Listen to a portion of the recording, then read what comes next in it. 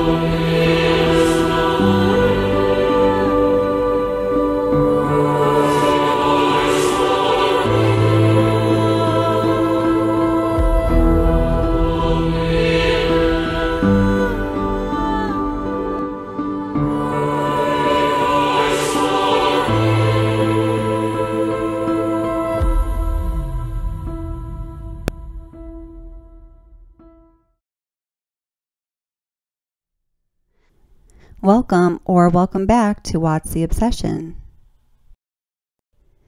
Please, everyone, be kind and be respectful while you are commenting on this channel or any channel on YouTube, or when you're at the grocery store or the bank or in your car. You get the point. But especially, please be respectful when commenting on this topic. Subscribers of my channel will know that I almost never talk about the autopsies in the Watts tragedy. And this is because I leave that up to the medical experts, or at least the people that have some medical knowledge or have some background that qualifies them to discuss the autopsies. I've read them several times. I've formed some opinions, but this is not my wheelhouse. And hey, if you are new to this channel, please know this is not my wheelhouse. And I don't like to talk about the autopsies for the reasons I just stated. But in this video, we're not going to talk about the autopsies per se, but rather a legal procedural issue that is related to the autopsies in the Watts case. There were some things that happened procedurally or in the investigation that have been brought into question by many, and this includes myself. But, you know, I'm not going to try to make chaos and turbulence where it doesn't already exist in this tragic case. My objective, this channel's objective, is to try to clear things up. And, you know, usually you find that the simplest explanation is the explanation, right? This is the idea, the logical idea of Occam's razor. Now, this isn't always the case, especially when the topic is a triple homicide of a pregnant woman and her 2 children, and a husband that had an affair, and a big oil company. And, you know, things can get complex. They can. But I think we are best served to not make them more complex than they already are or already need to be. This channel has been closely listening to the misinformation that's out there about Chris Watts' initial hearing and a possible miscarriage of judicial procedure at that stage in the game. So in order to clear up some of the misinformation, let's answer these 3 questions. Question number 1. Should the defense have been present at the autopsies of the victims? Question number 2. Did Chris Watts' defense fail to properly defend him by not being present at the autopsies of the victims? And question number 3.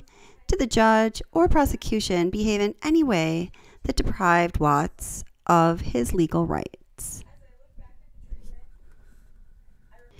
In order to accurately answer these questions, we will look at, that initial hearing, and also I think it's important to look at the specific legal documents, or at least a record of them, that are relevant to this initial hearing, and then, the idea that something went wrong here.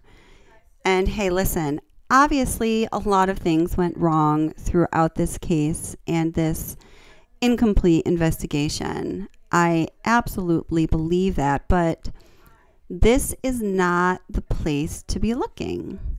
So, standing by the channel's mission of supporting the search for complete justice for the victims, I think it's really important that we look in places where there is at least smoke as we try to understand what went wrong, why it went wrong, and how things can be corrected so complete justice can be served for the beautiful victims in this case.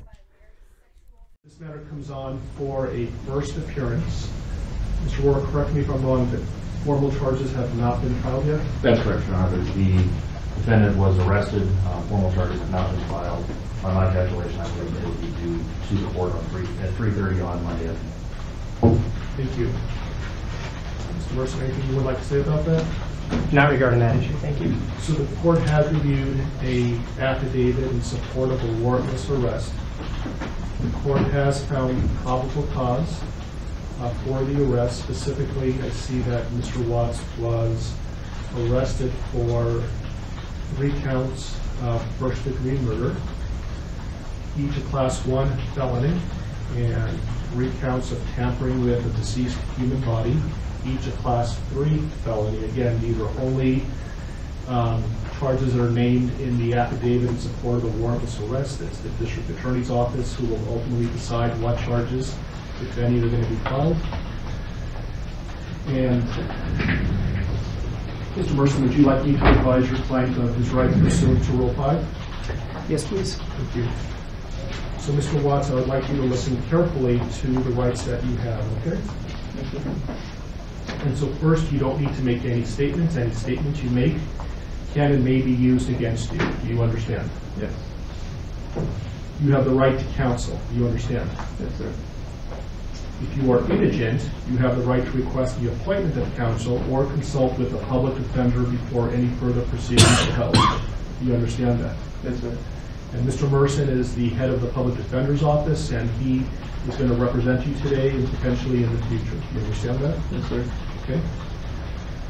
Any plea that you make must be made voluntarily and not the result of undue influence or coercion. Do you understand that?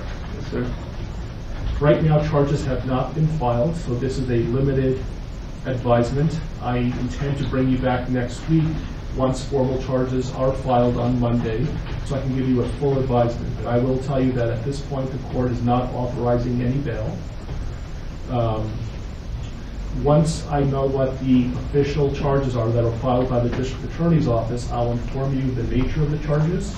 If charges are filed, you have the right to a jury trial, and you have the right to demand and receive a preliminary hearing within a reasonable time to determine whether probable cause exists to believe that you committed any of the charges that are filed by the district attorney's office. Do you understand that? Yes, sir. I believe that your lawyer has filed about 16 or so motions on your behalf, including a request for a preliminary hearing. Do you agree, Mr. Merson, that that time period, that 35 days to have a preliminary hearing, doesn't begin until your client appears in court next week once formal charges are filed? I agree. And I have not seen, correct me if I'm wrong, a proof positive, presumptive, great written motion by your office. Not at this point, Judge. Okay. Okay. And so would you like me to further advise your client of any additional rights? No, thank you. Okay, so you heard in that little clip right there, the relevant court hearing that we will be referring to in this video is Chris Watt's first court appearance, which was on August 16th, 2018. The misinformation that is going around, and I can understand why some people could misunderstand what was going on. Criminal court proceedings in the United States can be very complex. I think the attempt is, and it's an imperfect attempt for sure, is to give each side ample opportunity to try to exercise their freedoms or their powers given by the law. And there's a lot of back and forth. It's a little bit of a tennis game, okay? There were a number of motions filed by the defense, in excess of 20 motions. And this includes the motion that a defense representative be present at the autopsies, okay? So then the district attorney's office, their job is to respond to the motions if they choose to do so. Usually this is because they have some kind of objection to the initial motion. So this is what DA Rourke or Attorney Wren would do.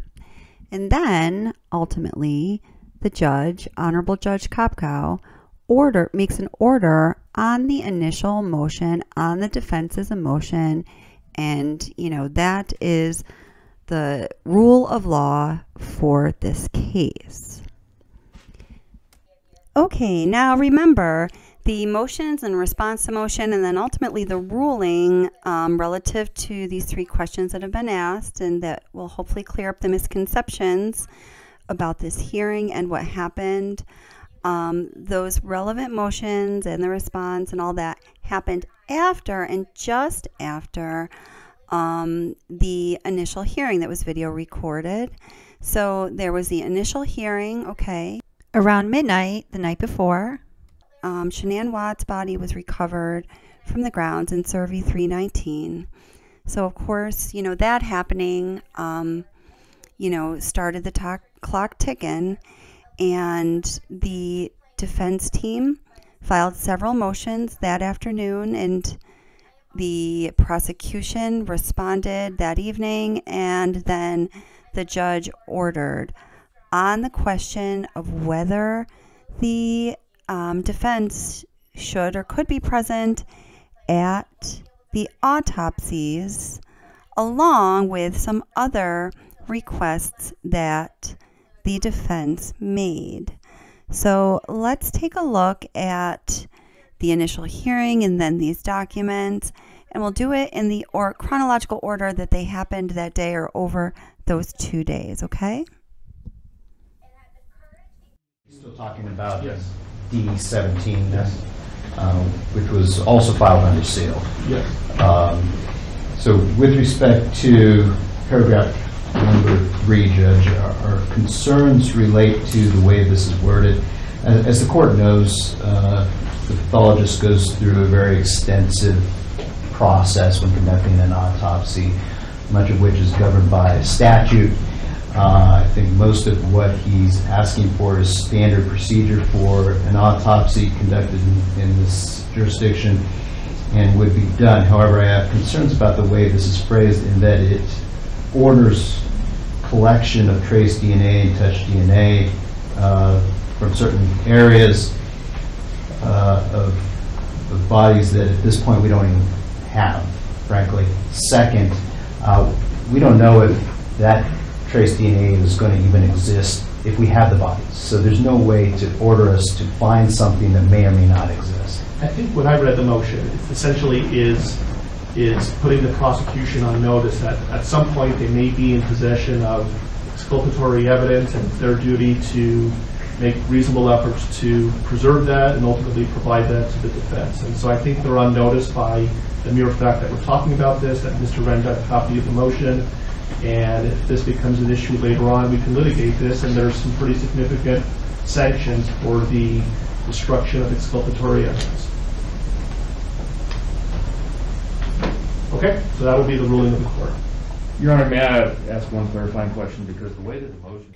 Okay, so here we listen to Stephen Wren bring up some points that he wants the court to address based on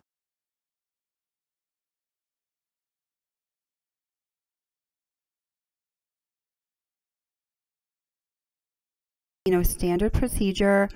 The job of a coroner or a medical examiner in the medical field is a highly esteemed position. So now we're going to start looking at the various actions that happened within the court system, the motions and the responses, to try to figure out what really went down here. The first is the motion by the defense. So the defense submitted, I believe the judge said, like 16 motions. And this motion by the defense is to allow a defense investigator to be present at the autopsies. So basically just a representative of the defense team, okay? The second document is the district attorney's response to the motion by the defense. This is also called the people's response. So in this case, DA Rourke submitted a response to the motion by the defense. And again, we go up to number 1. The motion is to allow the defense investigator to be present at the autopsies. And then the third legal document that we can look at to answer all of the questions I posed that have been posed by others is the judge's order on the initial motion. And again, that was the defense's motion to allow a defense investigator or representative to be present at the autopsies. So now let's take a look at those documents. To understand what specific moves, so to speak, each side made, so this is either the defense attorney or the district attorney's office, we can look at the original documents or a record of the documents. We're going to look at a record here as far as the defense's motions go, because there were so many motions. So for the purposes of this video today, we're going to just narrow the scope down to a motion to allow a defense expert to be present at the autopsies.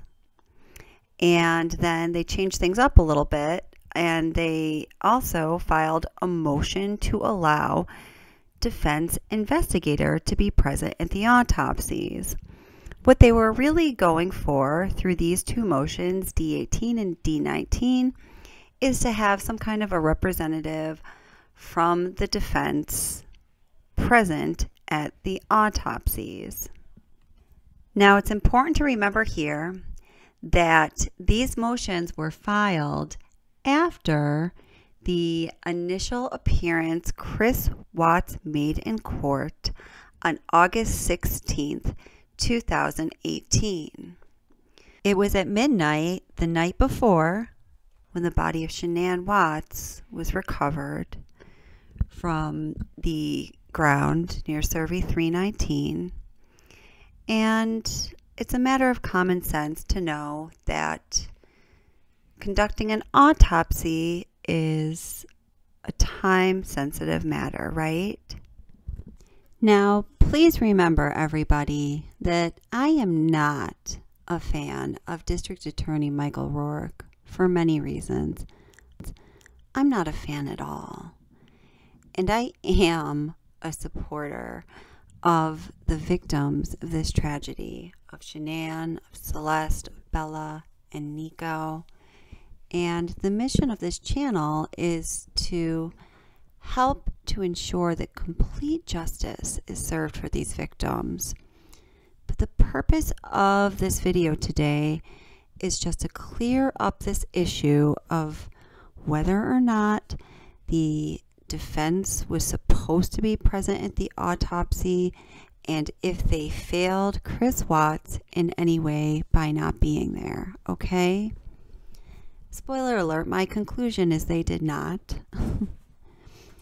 But the next step here is to look at the district attorney's response to the defense's motion seeking a court order mandating the defense is present during the autopsy of defendants' murder victims. Okay, so this is the motion that the district attorney's office specifically decided to respond to.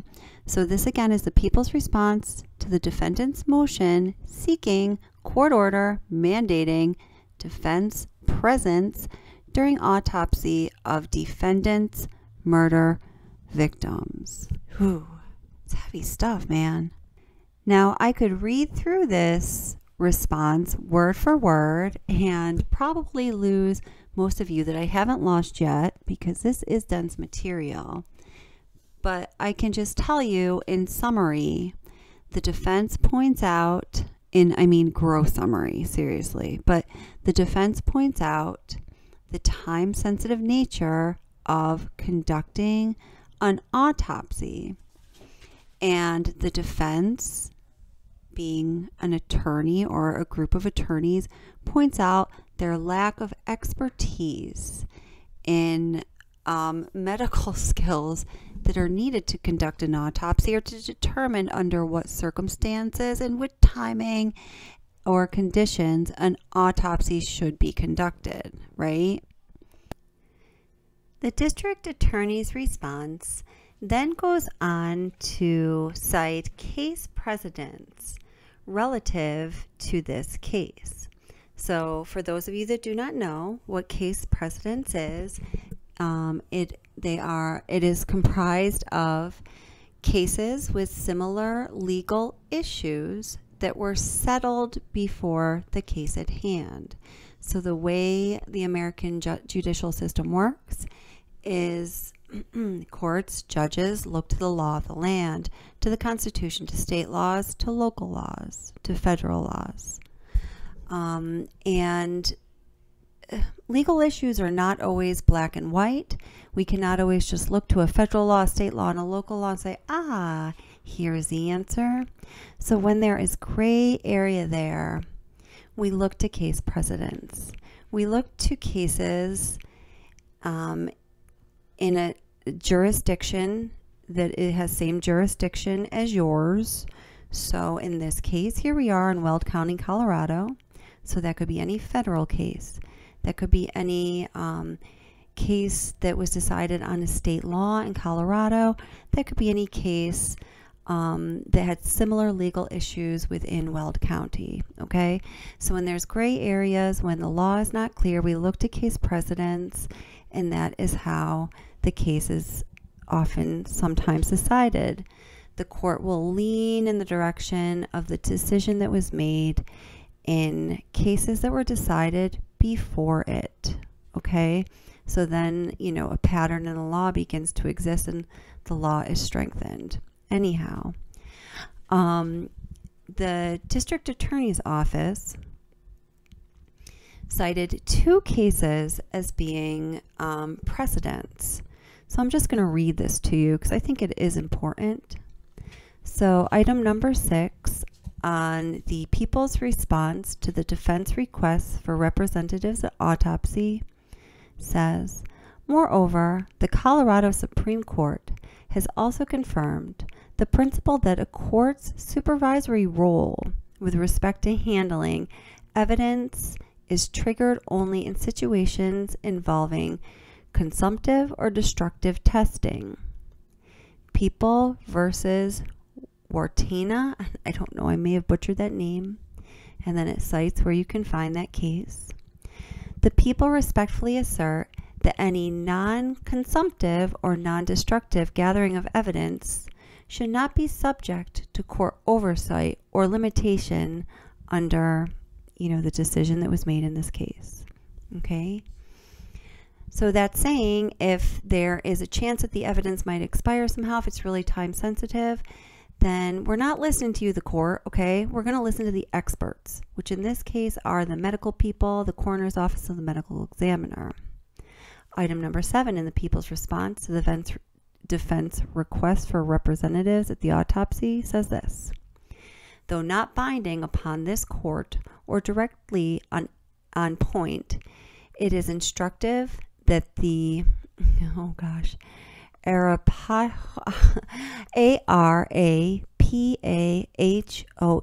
County District Court in James Holmes capital murder case, after considering a somewhat similar motion from the defense, conclude the following. A trial court's role prior to testing is to oversee the preservation of evidence. Waterena, and then it cites it. The authority of the court to supervise the preservation of evidence originates in the court's role, and this is a quote, to protect the, quote, civilized standards of procedure and evidence, end quote. And then it cites the case. Such authority allows courts to avoid or mitigate failure to preserve evidence by prohibiting certain testing or ordering the evidence not be destroyed. Cites the case. However, except in unusual circumstances, a trial court does not have the authority to dictate procedures to a particular laboratory. So that's a big line there. While the court intends to oversee the preservation of evidence prudently, outside of the statutory exception for consumptive or destructive testing, and this is in bold letters and underlined, the court finds that it has no statutory authority to order the people to allow defendant, a confidential expert, be present during the people's scientific testing, period. So then again, it cites a case. Item number 8 in the people's response to the defense requests for representatives at autopsy says this. The people respectfully assert that aside from the limitations established in this previous case, and the Colorado Supreme Court in a previous case should not interfere with the execution of the people's investigation of this case. The manner in which law enforcement gathers evidence, so long as it remains within constitutional boundaries, should remain a function of the executive branch and one free of judicial mandates. Item number 9 in the people's response to the defense request for representatives at the autopsy. The people will comply with the requirements of Colorado, and then it cites a Colorado law regarding consumptive or destructive testing. Moreover, the people will make items of evidence available to the defense at time and a place convenient to the defendant so that he can retain his own experts to test the evidence. Item number 10 of that same document. Finally, it is anticipated that the defendant will argue that conducting an autopsy without the presence of defendant's representatives will deprive defendant of realistic ability to confront and rebut testimony under the Confrontation Clause of the United States Constitution and the Colorado Constitution. However, the defendant cannot cite any case law in support of this contention. The people assert that while the defendant has a right to a trial,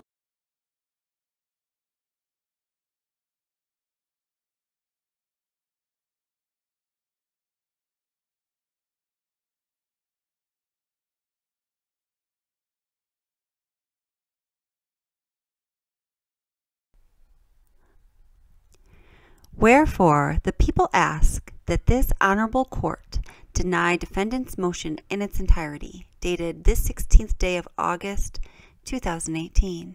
Respectfully submitted, Michael J. Rourke, District Attorney, and his underling, Stephen Wren. So, as you know, throughout studying this case, I have talked to a couple different attorneys about this case. I've mentioned them in previous lives and videos again and again. They're highly credentialed people. This is something that has been an issue throughout this case. I've heard it come up again and again, and this is something that I've run by them and just also researched myself.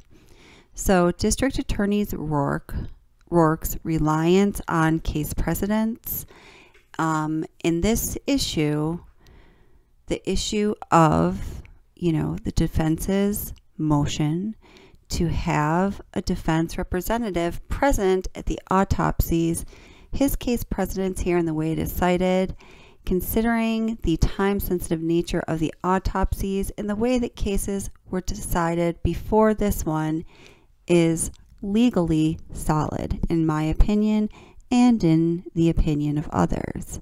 Now, personally, do I take other issues with Mr. O'Rourke? Oh, yes, I do.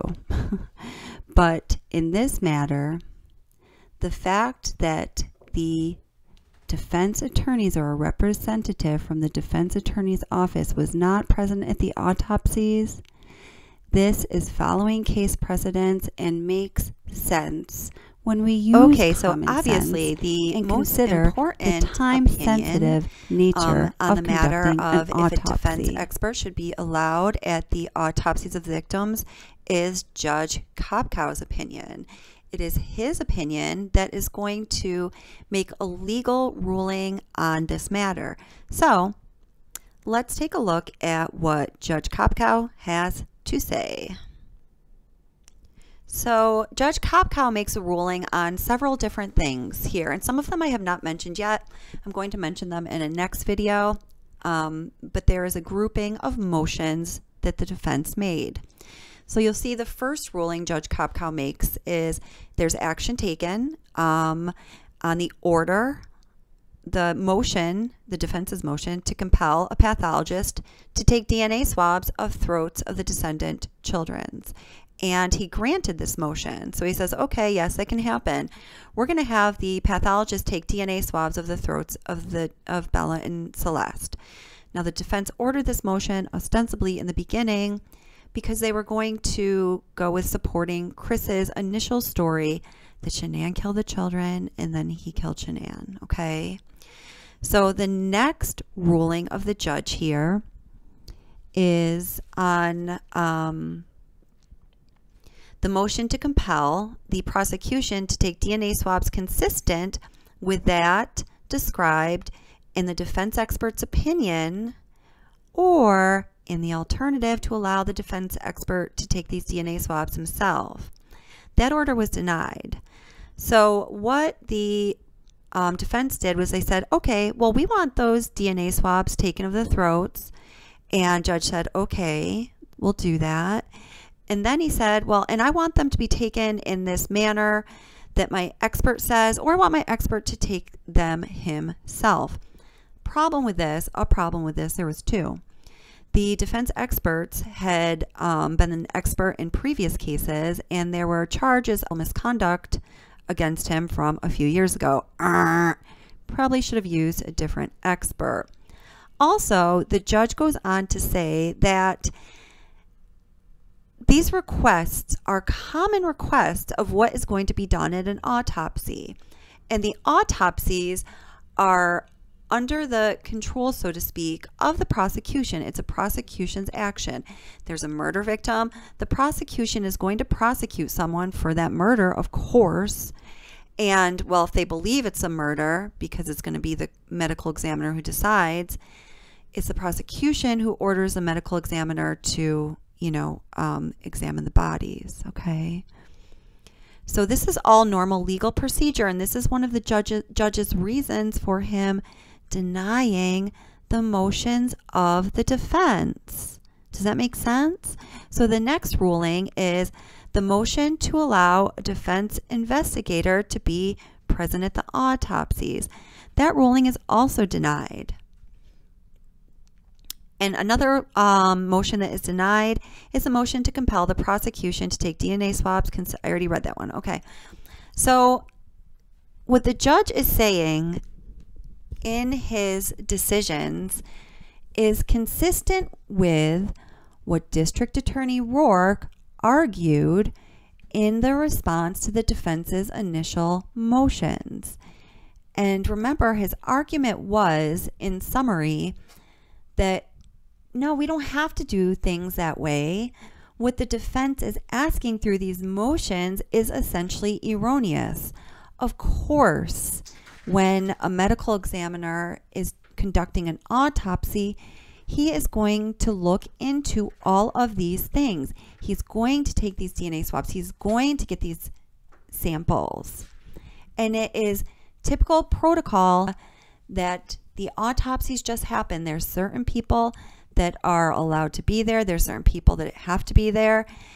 And there are certain people that are just discluded from being there because at that point they're not relevant.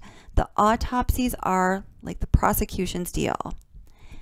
So the judge's ruling, which is consistent with District Attorney Rourke's response to the defense motions, is that we're doing the autopsies like the experts want them done. We are the legal people. We are the judicial branch. The medical experts know what they're doing. The autopsies is not the time or the place to demand or to have defense experts or anyone present.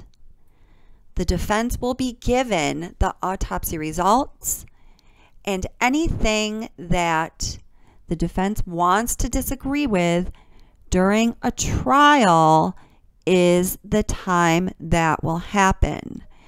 Okay, so let me say that again because this is really the point here. All of the defense's motions that the judge ultimately ruled against and that District Attorney Rourke argued against in his response to the motions, the reason is those are all things that happen anyway as far as taking samples and whatnot, or requests like the defense being present is outside of the standard protocol, and correction defense attorneys, the time and the place for you to object to anything that happened in the autopsies, and you will have your chance, is in a trial. This is how due process of the law has been determined to unfold under the United States law of the land and also the Colorado law. Therefore, the defense did not do anything wrong by not being present at the autopsies. They weren't supposed to be there. They're not usually allowed to be there.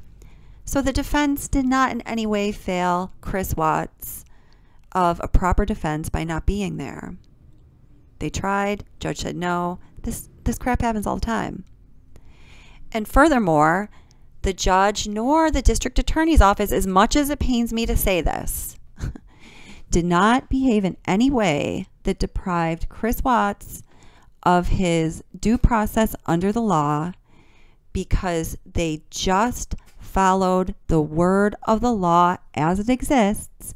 And had Chris Watts not pled, had the district attorney not accepted his plea deal, the defense would have had their opportunity to thoroughly investigate and then object to the autopsy results if they wanted to do so in the trial and, of course, the pre-trial work.